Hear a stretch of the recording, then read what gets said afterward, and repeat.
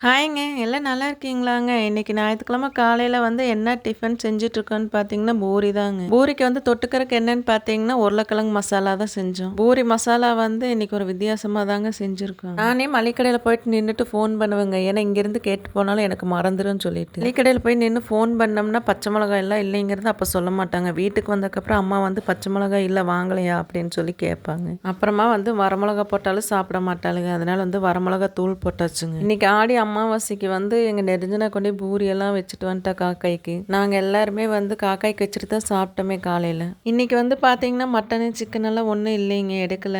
ஏன்னா வந்து இன்னைக்கு ஆடி 18க்கு வந்து நாங்க எப்பவுமே எடுக்க மாட்டோங்க. அம்மா வந்து சத்தம் போடுவாங்க. அப்புறம் பார்த்தீங்கன்னா, எங்க தர்ஷினி நெருஞ்சினாமே வந்து சிக்கன், மட்டன் எல்லாம் வேண்டாமா அப்படின்னு சொல்லி சொல்லிட்டாங்க. இனி மதியம் லஞ்சுக்கு வந்து வேற ஏதாச்சும் தாங்க செய்யணும். இனி அப்புறமேட்டு கடைக்கு போயில உப்பு, மஞ்சத்தூள் எல்லாம் வாங்கிட்டு வரணுங்க. ஏன்னா இன்னைக்கு வாங்கி வச்சா நல்லதுன்னு சொல்லி சொன்னாங்க. சரி பாருங்க, இன்னொரு வீடியோல பார்க்கலாங்க.